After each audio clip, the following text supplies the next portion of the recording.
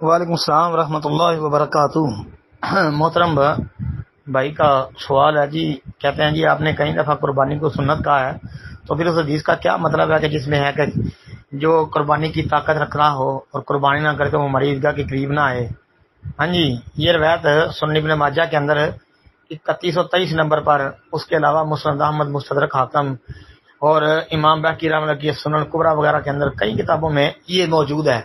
لیکن ایک تو یہ ہے کہ اس روایت کی سند میں عبداللہ بن عیاش القطبانی جو ہے، اس کے اوپر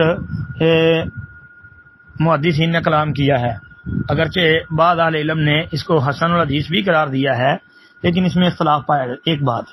دوسری بات کہ اس روایت کے مرفوع اور موقوف ہونے میں بھی اختلاف ہے، بعض کہتے ہیں کہ یہ مرفوع نہیں موقوف ہے ابو ہریرہ رضی اللہ عنہ سے، اور بعض یہ بھی کہتے ہیں محققین کے موقوف بھی ضعیف ہے جی۔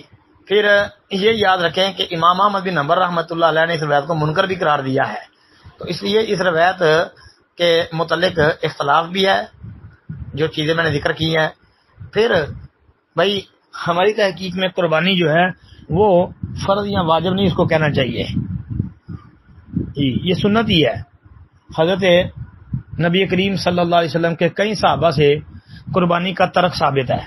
اگر یہ قربانی فرض ہوتی، لازمی اور ضروری ہوتی، تو جناب نبی کریم صلی اللہ علیہ وسلم کے صحابہ اس کو ترک نہ کرتے۔ تو پتہ چلتا ہے کہ یہ قربانی جو ہے یہ ضروری نہیں ہے، یہ مسنون عمل ہے، سنت ہے۔